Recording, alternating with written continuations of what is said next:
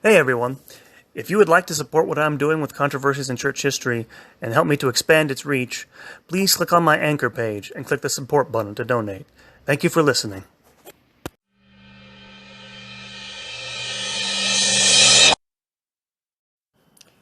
Hello, this is Derek Taylor, and welcome to another episode of Controversies in Church History. This time we bring you a shorter bonus episode, this time on the diplomatic agreement that was signed between the Holy See, the Vatican, and the People's Republic of China, the Communist government of China, in 2018. And so in this little episode, we're going to give you some background on that deal. It's been very controversial, and we'll go through this some historical background, and we'll talk about what the deal has done, and I'll give you my opinion on what I think about it, but mostly go through some historical background here. So the deal was signed on September 22nd, 2018. And it did not, this deal did not establish official diplomatic relationships between the Vatican and the PRC, as we'll call it, People's Republic of China. And in fact, the Vatican still maintains its ties to Taiwan, which calls itself the Republic of China. We'll come to that in a moment, which the PRC does not recognize on the mainland. And it was described when it was announced that it was mainly a pastoral effort on the part of the Vatican to have bishops who are in communion with Rome but are recognized by Chinese authorities.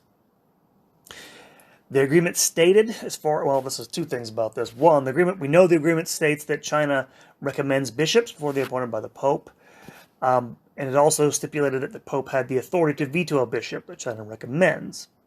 I say that because, in fact, that's the details, the exact details of this deal have never been released. They are secret to this day for reasons I'm not really sure. We'll get into that. But and part of this deal, the Catholic Church in China was pledged to remain loyal to the Chinese Communist Party. Now, something I have to explain here as a background is that, and we'll get to how this comes about in a minute, the church in China has been divided for many decades between the official church in China, which is recognized by the government, which is part of what's called the Chinese Catholic Patriotic Association. I'll call it the CCPA for short.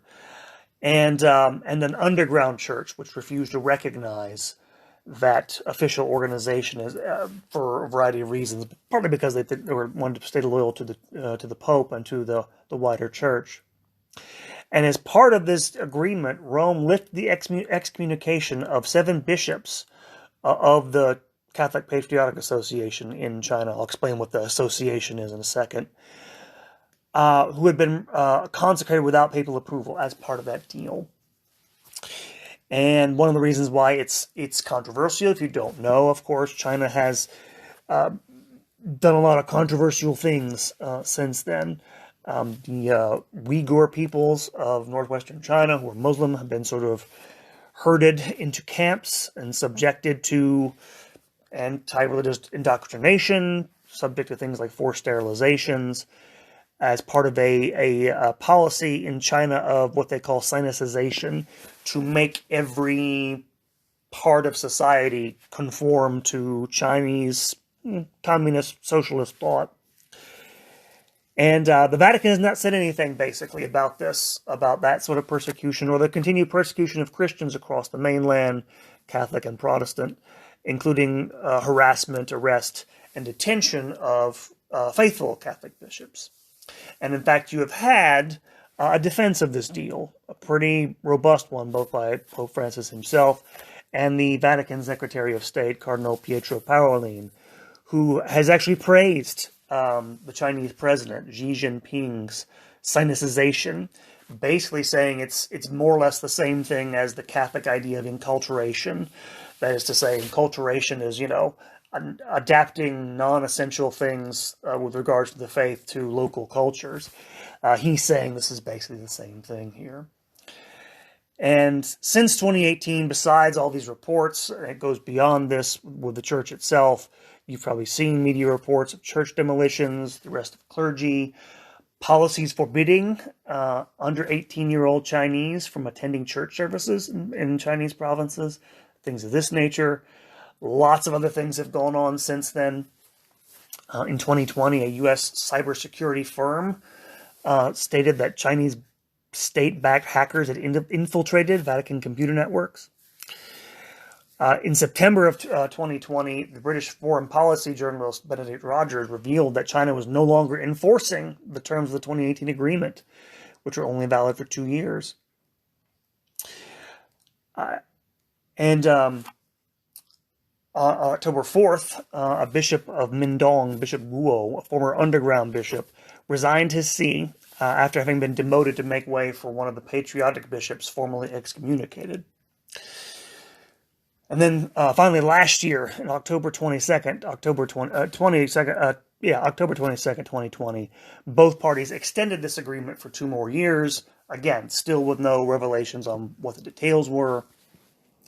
Earlier this year, in 2021, in February, it was revealed that an administrative measure for religious clergy was set to go into effect in May in China, which, in terms of Catholicism, meant that the process made no reference in the process of selecting bishops to the Vatican, as the Vatican had insisted would be the case. New rules laid down by Chinese authorities stipulated that clergy actively support the Communist Party. Another rule requires them to, quote, support the leadership of the Chinese Communist Party and the socialist system, unquote, and to, quote, practice the core values of socialism, unquote. The rules in this administrative measure also require clergy to, quote, promote social harmony, unquote, meaning basically conformity with what the party wants. Nevertheless, things go on.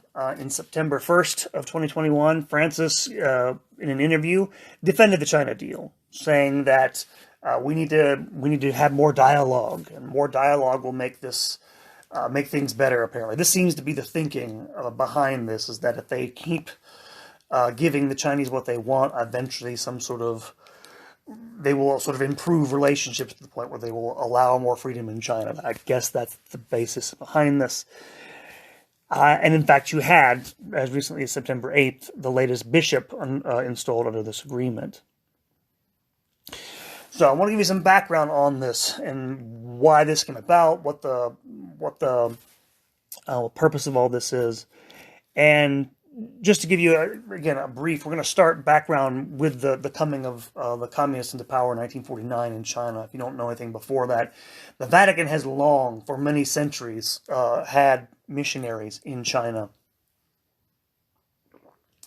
Christianity came to China in the 7th century AD for the first time. The first missionary sent by the Vatican to China, I believe, goes back to the 13th century. And there have been, again, so this is many centuries in the making, but what we're talking about here basically starts with the takeover of China in 1949.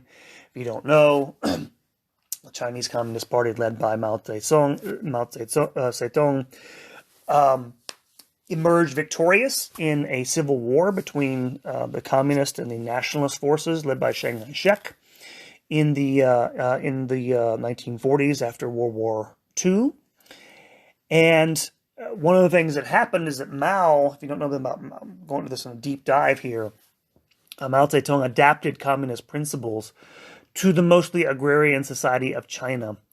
If you don't know Marxist thought, they thought that a revolution that would overthrow the middle class, the bourgeoisie, would come from industrial workers. Well, there hardly were any industrial workers in China in the early 20th century.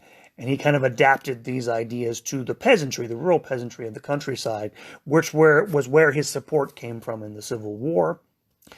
And he won out, partly because for a variety of reasons. But one of the reasons is that Mao set himself against the Japanese who occupied China during World War II, and sort of basically made Chinese communism, in a weird way, sort of tinged with nationalist and anti-colonial sentiments. The Nationalist Party, by the way, the Nationalists under Chiang Kai-shek, had support from America during World War II. So again, they sort of played themselves off on this, but they eventually defeated the Nationalists and drove them from the mainland to the island of Taiwan. And I mention this because this is something to keep in mind here, is that the Chinese had suffered humiliation at the hands of European colonial powers and American in the 19th century, from the 1840s onwards. And I can't stress this enough. There is a determination on the part of the leaders of China never to be humiliated by foreign powers again. And this shapes their perceptions about everything. It partly explains the antagonism they had toward the Vatican, of course, which is an international body, and to them a foreign institution. Now, when the communists came to power in 1949, one of their goals of the communist government was what they called the social transformation of all the religions in China. That is to say, they envisioned the reshaping of all the religions in China in line with socialist thinking and being made subordinate to the party. And so the PRC set up, shortly after taking over in 1949, an Office for Religious Affairs. And their idea was not necessarily to transform the various religions in China by violence or coercion, although they do that sometimes, but by, and I'm quoting a historian here, quote, a reorientation of religious personnel toward purely social tasks, unquote. Basically using re-education and social pressure. And by re-education, of course, educating them in communist dogma, but also in social pressure, things like interrogations, struggle sessions, forced interrogations where you're for weeks on end, you're grilled on, whether or not you're a true communist and whether you're, really for the party and all this stuff.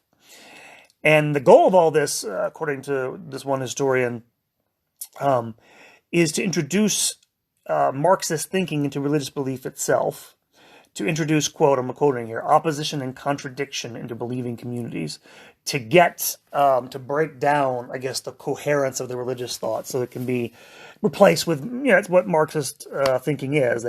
They believe in opposition and contradiction and conflict, class conflict, as the basis of society. So you're putting that in place of their actual beliefs. And they made this happen, did the PRC, by setting up various associations, state-created associations, to monitor and, again, re-educate people in these religions. And they have one for every major one in China: Buddhism, Taoism, Islam, but also Christianity, in order to ensure they were compatible with the party ideology. For Christians, this meant being forced to denounce missionaries, foreign missionaries. And many of these people were held, not the missionaries, but Chinese Christians were dragged into show trials, meant to sort of showcase the evils of foreign religion. And those who refused to denounce the missionaries could be held as lacking patriotism or colluding with missionaries. So an enormous amount of pressure was put on them to help get rid of the foreign element in these religions. And this fact, it took place first among Protestants, this sort of suborning of the Christian faith. In the 1920s, actually, several Protestant denominations formed the Church of Christ in China in the 1920s. Partly because they were attracted to what was called an independence movement among the Christian churches in China, meaning independence from foreign institutions and foreign missionaries. In fact, the idea was they needed to be independent of Western churches, stuff like that. And they promoted the Church of Christ in China, something they called the three autonomies. This will become important for a reason. The three autonomies of government, finance, and propagation. That is, your internal government can't be subject to any outside foreign power. Your internal finances, you can't take money from outside foreign powers. And the propagation, meaning you can't spread the faith. Only Chinese could do that. And one thing to note about this is some of these founding members of this church, this Protestant church in China in the 1920s, were actually theologians trained in the United States. I'm going to butcher these names, so forgive me if you can speak Chinese. Zhao Ziqian and Wu Yaozong, both of whom trained at seminaries in the United States and were influenced by something called the social gospel in the United States. The social gospel, if you don't know, is a liberal Protestant theological movement which wanted to modernize the Christian faith, reorient it toward alleviating suffering and social injustice, and who saw a focus on individual salvation as being individualistic and selfish. I mention this is because this is part of the reason why some of these liberal Protestants had a affinity with communism. I mention all that because when you get to the post-war period, when the communists take over in China, one of the prominent members of that Church of Christ in China, Wu Yaozong, helps form something called the Patriotic Triple Autonomy Movement. And this is the umbrella organization the CCP creates in order to bring Christians in China under control of the state. A bunch of theologians got with government officials, created a manifesto, and sent it around for Protestants to sign. And by 1953, nearly half of the Protestants in China had actually signed this thing. And so you have this beginning with those groups. The same association is introduced into the Chinese Catholic Church in 1950 with a manifesto calling for the independence of the church from quote-unquote all imperialism, meaning, of course, the Vatican. And the way they imposed this on them is they set up bureaucratic reform committees around all these dioceses where they took, or they were supposed to be, democratic, organs to gauge people's, opinions, and gather signatures in support of this triple autonomy movement. And there were, government-sponsored signature gathering campaigns, and they did attract a lot of signatures, almost certainly most of which were forced. At the same time, from 1951 to 1955, the Chinese begin expelling all foreign Christian missionaries from China. You have basically in 1951 they kick out the papal nuncio. And then for the next 4 years, they remove some 5,000 Catholic priests and religious and 1,000 Protestant ministers. Meanwhile, they're still trying to force people to accept this triple autonomy movement. Some Catholic priests, by the way, and laymen did sign willingly up for this. And some Catholic leaders tried to work with the government to produce an acceptable version of these so-called three autonomies. Because they were trying to have some sort of middle ground. But gradually, any resistance was sort of ground down through propaganda and pressure. And in 1957, they hosted a meeting of Chinese Catholic delegates to the government from across China, and they officially voted to create the Chinese Patriotic Association. So in 1957, you have the creation of this association for Catholics. Meanwhile, persecution had already begun in earnest of the two groups most resistant to this campaign among Christians. That would be evangelical Protestants and Catholics. Pastors, priests who wrote or spoke out against the co-option of the faith by the PRC were imprisoned, sent to, week-long, month-long brainwashing sessions, interrogations. For the most part, the Chinese did not mean to make martyrs. What they were trying to do was break people's spirits. So you'll see this if you ever read up on this, for example, Catholic bishops, who will be sent to prison for several years, interrogated, physically broken, let them back out. And they're physically almost can't go on because of the suffering they endured. And then later on, when they get back healthy, they'll arrest them again. The whole point of this is not necessarily to kill anybody. It's to break their spirit, basically. And this is how they do this. Now, at the same time all this is going on, the Vatican is not idle. In 1952, Pius XII, who's the Pope at the time, issues an apostolic letter called Cupimis Imprimis, where he says that the church was at the service of God and not of any one nation, and he urges the Catholics there in China to hold fast in the face of persecution. 2 years later, he issued an encyclical Ad Senatum Gentem to the Chinese nation, where he insisted that Catholics were falsely being accused of not being patriotic.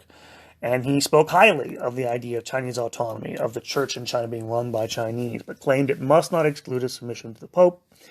And he also asserted that by creating a national church, the Triple Autonomy movement denied the church's universality and therefore was no longer Catholic.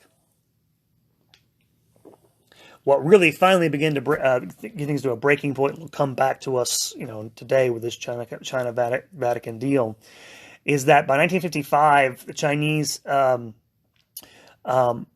18 Chinese bishops had been appointed by Rome, but 70 had been expelled from the mainland. In 1958, the PRC then appointed 2 bishops, and these 2 bishops were Franciscans.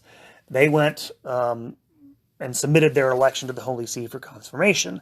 However, the 2 sees where they were supposed to be consecrated already had bishops who were languishing in prison. So the Vatican rejected those elections. The government in China went ahead with the consecrations anyway, and later that year, 24 other bishops were consecrated, followed by 26 more in the next 4 years.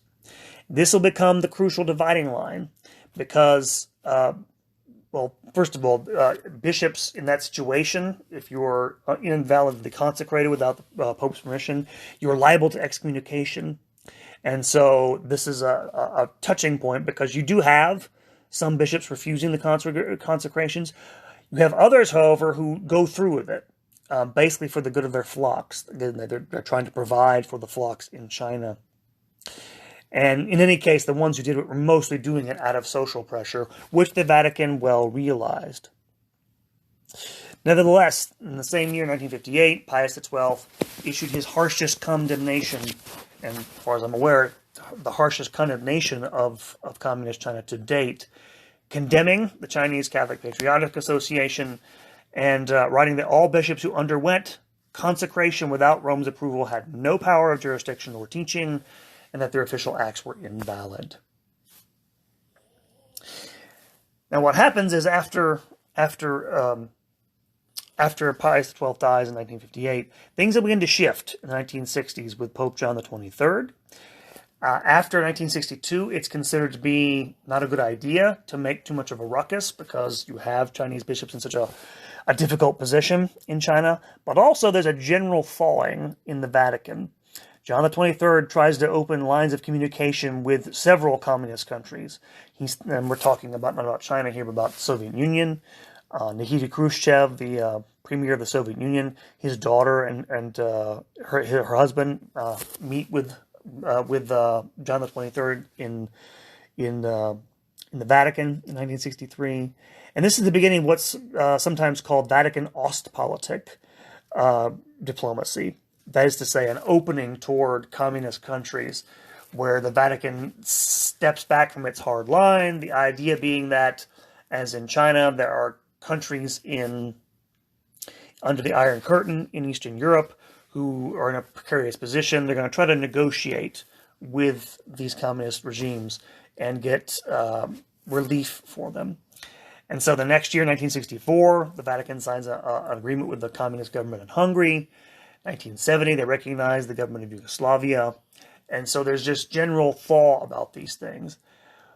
In fact, after 1966, basically the knowledge of what's going on in mainland China dries up because, if you don't know, the Cultural Revolution begins that year in China, in which you have, at the instigation of Mao Zedong himself, groups of young Chinese Communist Party members going around and sort of, it's kind of hard to describe if you don't know what the Chinese Cultural Revolution is, going around destroying, looking for subversive elements in Chinese society, looking for bourgeois elements, trying to get rid of any lingering effects from before the revolution, and destroying, statuaries, destroying anything that come from the pre-revolutionary era, going around harassing people, stuff like this. Eventually, the churches are basically shut down. And in fact, for the better part of 10 years, there's not a lot of information coming out about what's going on in China.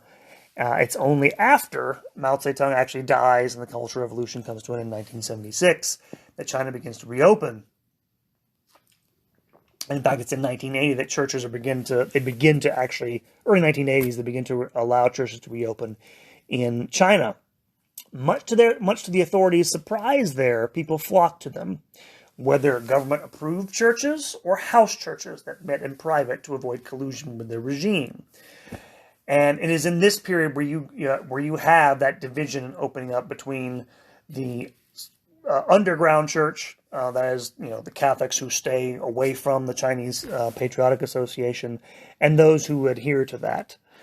And this is, of course, going to be a huge problem. You have, people in the underground church obviously for obvious reasons, they see people who sign up for that as, like almost like heretics or traitors or something like this. And so you have this real bad division opening up in China. But with the election of John Paul II has, of course, a harder line toward communism. He does, however, make efforts to try to establish some sort of relationship with the communist government there. In 1983, he writes a personal letter to Deng Xiaoping, Mao's successor. He writes another one to Jiang Zemin in 1989. And in fact, in the last 2 decades, there have been several meetings between the two sides. Between 1980 and 2003, a cardinal named Roger Etchegaray of France visited China 4 times and wrote a book about it, 2005, about his experiences. But you also had other high-ranking members just before John Paul II's death going to China. One of whom was Cardinal Godfried Daniels of Belgium, who met with the Chinese vice premier in Beijing in 2005, as well as lecturing in official Chinese communist seminaries. You also had some ruffled feathers between John Paul II and the PRC. In October of 2000, the Vatican conferred sainthood on 120 Catholics who were killed in China between 1648 and 1930, including both foreign mission and Chinese. Beijing condemned this. Although none of these saints died at the hands of communists, Beijing defended their killing by saying that, quote, most of them were executed for violation of Chinese laws during the invasion of China by imperialists and colonialists. Excuse me. And the Chinese took a special umbrage at the fact that these canonizations were done on October 1st, which apparently is China's national day or day of independence. In any case, the next year, 2001, John Paul II actually took the step of issuing an apology to China for sins committed by Catholics and Christians against China in the past. And in it, he basically made clear his desire for normalization of relations between the People's Republic of China and the Vatican. By 2005, there actually had been improved relationships. By then, most of the bishops of the Chinese Patriotic Association had been actually consecrated with Vatican approval. And with the election of Benedict XVI in 2005 as Pope, things began to quicken, partly because China at that point in 2005 was trying to assuage concerns from the international community about their human rights record ahead of the Beijing Olympics in 2008.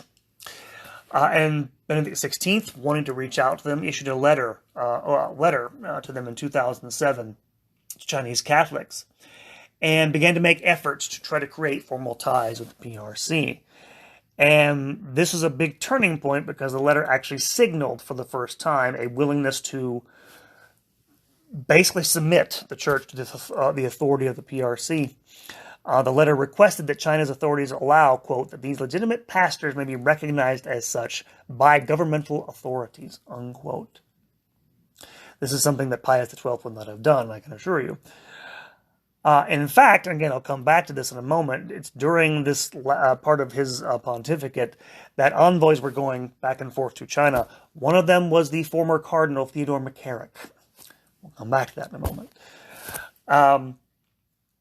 And so there was some hope early in his pontificate for this coming together of the Chinese with the Vatican. However, by 2010, things had changed because the Chinese government had begun consecrating bishops again without the Holy See's assent, and so relationships between them and the Vatican cooled in the last years of Benedict's reign.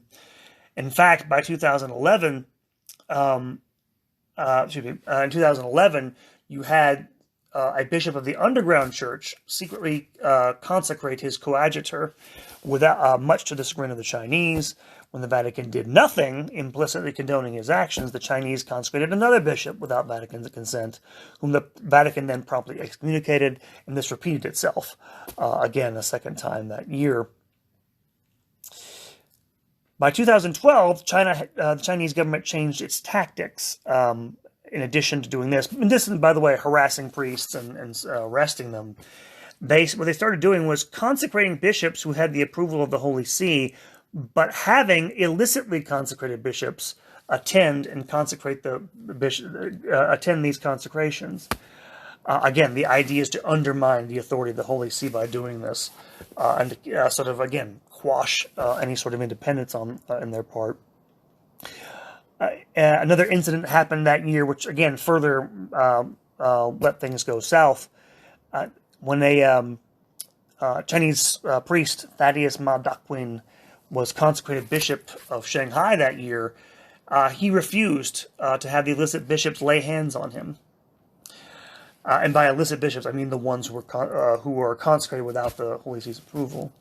And then afterwards, when he was giving a homily to the assembled people in his cathedral, he renounced his membership in the Chinese Patriotic Association, much to the shock of there were communist officials in the crowd. So all this led to a real serious standoff by the end of Benedict's reign. Now, what happens is, of course, when Francis becomes elected, he takes a different line on this, obviously. But his rise to the papacy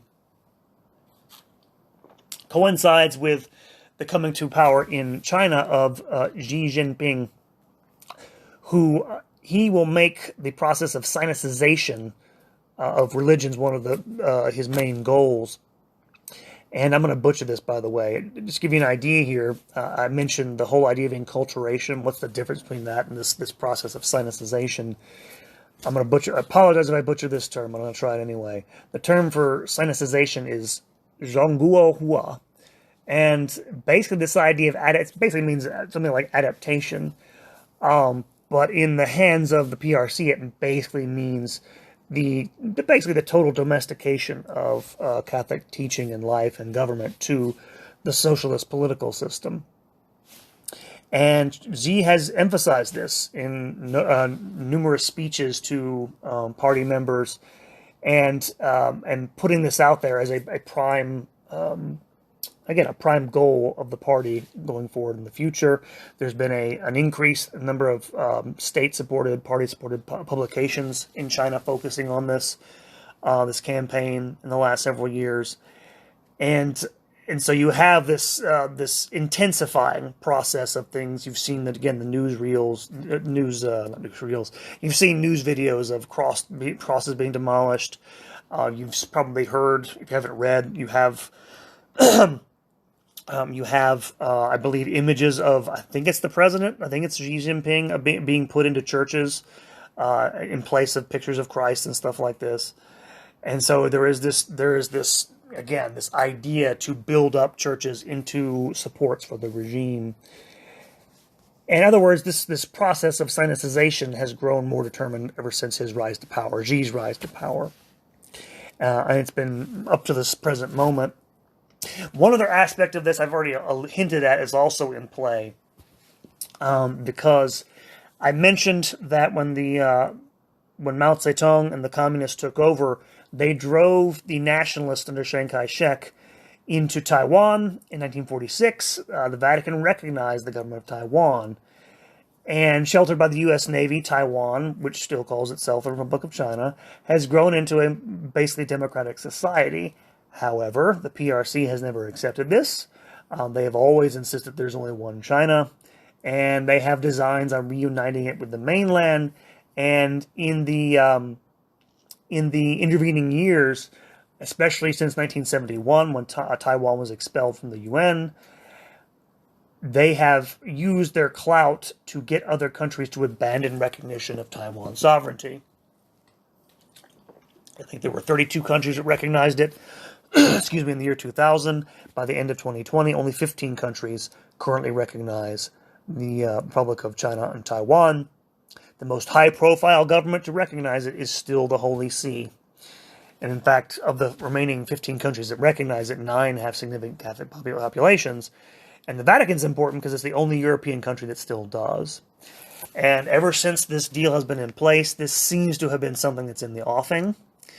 The Vatican has given some reassurance that they will not withdraw this recognition. Cardinal Parolin has said sort of this as much, but it's been a very tepid reassurance. It is well known the Vatican wants to set up actual formal relations with the Chinese. They want to put a permanent office in Beijing. And it's very likely that their withdrawing their recognition from Taiwan could be the thing they have to give up in exchange for that. And so that is where we stand with the background of this deal. And a couple of closing thoughts on this deal. I tend to be very even-handed in these things. My personal opinion is that the deal is a bad one. It was a huge mistake, and it's very hard to understand the logic behind it. Now, having said that, in general, keeping channels open to the PRC, of course, is not a bad idea in of itself. The Vatican has made deals with regimes before, shady regimes. In fact, one of the big parallels people like to draw here in defending this deal is the so-called Reichskonkordat. This is the diplomatic agreement that was signed between the Holy See and the German government in 1933. That is the government of Adolf Hitler and the Nazis. And there are parallels. The parallel is they were both a bad idea. And in fact, the similarity is actually instructive because one of the reasons why, they're basically the same reason. Pius XI at the time and his diplomat who made the deal, Eugenio Pacelli, who became Pius XII, wanted to have some sort of legal safeguards for things like Catholic schools and Catholic social organizations. The problem with that line of thinking was that the Nazis would respect the rule of law, which they didn't. Eventually, in the intervening years, going up to World War II, they eventually closed down all the Catholic schools. So it didn't work because, and this is the same problem with the Chinese goal is basically to eliminate Catholicism as the Vatican understands it. And it's not really clear why you would trust them in that regard. But there's also a couple of main differences here with that Reichskonkordat, and that analogy doesn't totally hold up in that regard. One is that there seems to be, for whatever reason, some sort of ideological affinity between Francis and his advisors and the PRC. You may have heard Cardinal Sorondo is the man's name, was a cardinal in the Vatican. This is before this Vatican deal was signed, but in 2018 he made the comment, and I'm sort of doing this from memory here, that basically that Catholic social teaching is best embodied by the Chinese today, or something like this, which is a ludicrous statement. But there is very much this sort of anti-capitalist thinking in the Vatican these days. They don't tend to like it very much. They don't like America very much. I'm an American. I'm okay with it. He can not like me. It doesn't really matter. But there is this idea that somehow what the Chinese are doing is a good alternative to the corruptions of capitalism, whereas there was no actual affinity between Pius XI or XII and his advisors and the Nazis whatsoever. The other distinction, this is the major distinction here, is that the Reichskonkordat was not some sort of secret agreement. Its details were public. And this is one of the most disturbing things about this deal, is why does it need to be secret? Another thing that's disturbing about this deal is the involvement of several people who, to say the least, have been involved in serious scandals. I'm thinking, of course, here mostly of Cardinal Theodore McCarrick, who, of course, was degraded from the priestly life after it was found out that he actually molested seminarians and his nephew. The fact that he was involved in negotiating with the Chinese is a disturbing idea. The fact that Cardinal Gottfried Daniels, also someone with a shady past. If you don't know who Cardinal Gottfried Daniels was, major, very powerful cardinal from Belgium, He was caught covering up sexual abuse in his diocese. His nephew was abused by another bishop, or was another priest, I can't remember, and he was caught on tape, basically instructing his nephew not to say anything, and that suggesting that it was his fault he got abused. You can go find this stuff on the internet. So, two very shady characters. The other shady character is actually Cardinal Parolin.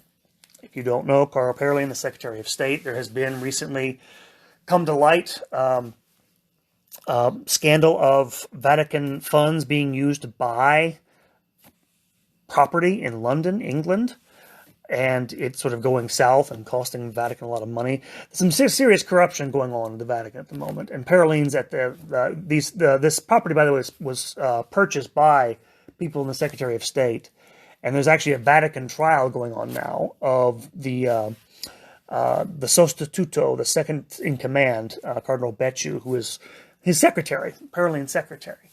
And one of the things that's involved in this right now is, okay, how much did Parolin know? We don't know because he has immunity from this trial, but it's pretty clear this is someone who I don't trust. In fact, when they renewed this deal in 2020, Cardinal Parolin claimed that Benedict XVI had already approved and signed an outline of the deal that they made with the Chinese before he resigned, which, given just how at odds Benedict XVI was with the Chinese when he resigned, makes no sense whatever. And in fact, Cardinal Joseph Zen, who's been a major figure, he's a retired cardinal of Hong Kong, who's been actively trying to fight, trying to fight on behalf of Catholics and other people against the Chinese, actually accused Cardinal Parolin of lying. There's a lot of nastiness going on over this. But it's not just people. Cardinal Zen obviously has his own cause there, but if you know who Christopher Patten is, Christopher Patten was the last British governor of Hong Kong before it was turned over to the Chinese in 1997. The British politician, but he's also a fairly liberal Catholic who's an admirer of Pope Francis. He has criticized this deal. His line of thinking is that his advisors must have duped Pope Francis because he's been badly advised. So there's been a lot of heavy criticism. Most of it, I think, deserved. Again, I'm going to stress this. The actual general idea of trying to make a deal is not bad. The one they have made is a travesty. It is a betrayal of those Catholics who have sacrificed so much in China to stay loyal to the Holy See. And just in crass political terms, I have no idea. Again, partly it's because it's a secret, but it's not clear what they've gotten out of it. The Chinese have everything they want. What did the Vatican get? And so that's my thought on that. Two last thoughts. One is that when I talk about this and when I say harsh things about the Chinese government, I want to make a distinction here. The Chinese government, I think, is bad. The Chinese people are not. You should not confuse those two things. I can guarantee you, if you're an American listening to this, you should not want people around the world to confuse you with your government. And in fact, the Chinese government's desire for independence, we have to understand this, is rooted in this history of colonialism. Again, do they abuse this? Yes. Do they weaponize it for their own purposes? Yes. But I don't think it's a totally illegitimate desire. I think that's one that's shared by the people of China themselves, even if it has been being abused horribly, I should say, by the PRC and what they're doing. But you should not hold the Chinese people to blame for this. Half the time, people like us in America don't know what our government's doing. I'm assure you that people in China probably aren't aware of what their government is doing either. And so finally, just to bring this all to a close, I think we all need to keep the Church and Catholics in China in our prayers, and Christians in China in our prayers, and the people of China in our prayers, as well as the people in the Church in Hong Kong and Taiwan, and pray for peace in that region, that area of the world. So that is my little primer on the Vatican-China deal. If you like this, if you're a regular listener, I'm just asking you to, if you could, help me out, help me spread the word about the podcast. go on social media, share this with one friend. Send a tweet at your friend, send them a Facebook message, something.